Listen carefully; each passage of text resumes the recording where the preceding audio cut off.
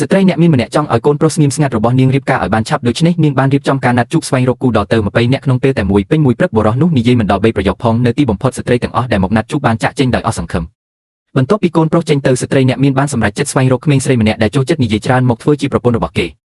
នៅពេលនោះស្រាប់តែមានម្ដាយនិងកូនស្រីមួយគូកំពុងឆ្លោះប្រកែកគ្នានៅមាត់ទ្វារម្ដាយចុងរបស់ក្មេងស្រីបានជំពាក់បំណុលយ៉ាងច្រើនហើយមានគម្រោងបង្ខំឲ្យនាងរៀបការជាមួយម្ចាស់បំណុលដើម្បីសងបំណុលវិញក្មេងស្រីបានប្រឆាំងយ៉ាងខ្លាំង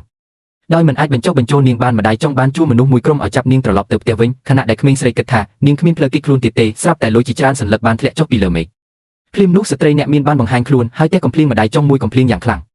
តាមពិតទៅនាងពេញចិត្តនឹងចរិតនិយាយច្រើនរបស់ក្មេងស្រីហើយចង់ឲ្យនាងរៀបការជាមួយកូនប្រុសរបស់ខ្លួនបន្ទាប់ពីបណ្ដេញម្ដាយចង់ចេញទៅស្ត្រីអ្នកមានបានប្រាប់ក្មេងស្រីថាដរាបណានាងនិយាយជាមួយកូនប្រុសរបស់នាងរាល់ថ្ងៃនាងនឹងឲ្យប្រាក់ចំនួន$300,000អាមេរិកពេលឃើញរូបថតដ៏សង្ហារបស់បុរសនោះក្មេងស្រីក៏យកព្រមភ្លាមនៅយប់នោះក្មេងស្រីបានទៅផ្ទះរបស់បុរសនោះហើយដោយចៃដន្យឲ្យបានដួលចូលទៅក្នុងដៃរបស់គាត់បុរសនោះព្យាយាមបណ្ដេញនាងចេញប៉ុន្តែនាងបានរារាំងទ្វារភ្លាមហើយណែនាំខ្លួនឯងព្រមទាំងនិយាយមិនឈប់នៅពេលបុរសនោះដឹងថានាងគឺជាគូដណ្ដឹងដែលម្ដាយរបស់គាត់បានរកឲ្យគាត់បានស្នើផ្ដល់ប្រាក់ឲ្យនាងបន្ថែមដើម្បីឲ្យនាងចាក់ចេញ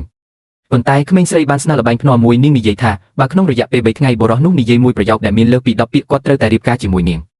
ដោយធន់ទ្រាំនឹងការនិយាយឥតឈប់ឈររបស់នាងបុរសនោះក៏យល់ព្រមដោយមិនសប្បាយចិត្តចាប់ពីថ្ងៃនោះមកក្មេងស្រីតែងតែរកវិធីបង្ហាញខ្លួននៅចំពោះមុខគាត់ទោះបីបុរសនោះបដិសេធមិននិយាយជាមួយនាងរាល់លើកក៏ដោយនាងនៅតែតាមលេងជាមួយគាត់ដោយស្ម័គ្រចិត្តនៅយប់ចុងក្រោយបុរសនោះបានចាក់សោកខ្លួនឯងនៅក្នុងបន្ទប់ធ្វើការប៉ុន្តែក្មេងស្រីបានលូនចេញពីក្រោមទ័ររបស់គាត់ដោយសារលាក់ខ្លួននៅទីនោះយូរពេកជើងរបស់នាងបានស្ពឹកអស់បន្ទាប់ពីបុរសនោះជួយលើកនាងឡើងនាងក៏ជ្រុលទៅអង្គុយលើភ្លៅរបស់គាត់នៅពេលនោះស្ត្រីអ្នកមានចង់ពិនិត្យមើលថាទំនាក់ទំនងរបស់ពួកគេរីកចម្រើនដល់ណាហើយពេលនាងដើរមកដល់មាត់ទ្វារនាងបានឃើញក្មេងស្រីថាប់ថ្ពាល់កូនប្រុសរបស់នាងពេលបុរសនោះឃើញម្ដាយរបស់ខ្លួនគាត់បានរុញក្មេងស្រីចេញដោយភ័យស្លន់ស្លោស្ត្រីអ្នកមានវិញសប្បាយចិត្តយ៉ាងខ្លាំងហើយសម្រេចចិត្តរៀបចំពិធីមង្គលការឲ្យពួកគេភ្លាមបុរសនោះចាប់ផ្ដើមព្រួយបារម្ភហើយបាននិយាយដោយមិនដឹងខ្លួនថានាងគ្រាន់តែតាមរំខានខ្ញុំដើម្បីប្រាក់ប៉ុណ្ណោះហើយអ្វីដែលខ្ញុំស្អប់បំផុតគឺមនុស្សដែលស្រឡាញ់តែលុយខណៈដែលស្ត្រីអ្នកមានគិតថាក្មេងស្រីនឹងជឿចិត្តនាងបែរជារំភើបចិត្តយ៉ាងខ្លាំងទៅវិញព្រោះប្រយោគរបស់បុរសនោះមានលើសពី10ពាក្យហើយបុរសនោះមិនដែលនឹកស្មានថាខ្លួនឯងនឹងធ្វើខុសបែបនេះឡើយនៅទីបំផុតគាត់គ្មានជំរឿអ្វីក្រៅពីទៅចុះបញ្ជីអាពាហ៍ពិពាហ៍ជាមួយនាងទាំងមិនសូវពេញចិត្ត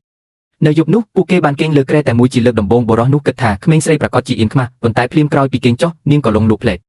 មិនយូរប៉ុន្មាននាងបានសុបិនឃើញមាសជាច្រើនដុំលេចឡើងលើគ្រែនាងបានរើសដុំមាសមួយដោយសប្បាយចិត្តហើយថើបវាយ៉ាងរីករាយប៉ុន្តែនាងមិនបានដឹងទេថាតាមពិតទៅនាងកំពុងអបបុរសនោះហើយថើបទ្រូងរបស់គាត់ម្ដងហើយម្ដងទៀតបុរសនោះត្រូវបានដាស់ឲ្យភ្ញាក់ដោយសកម្មភាព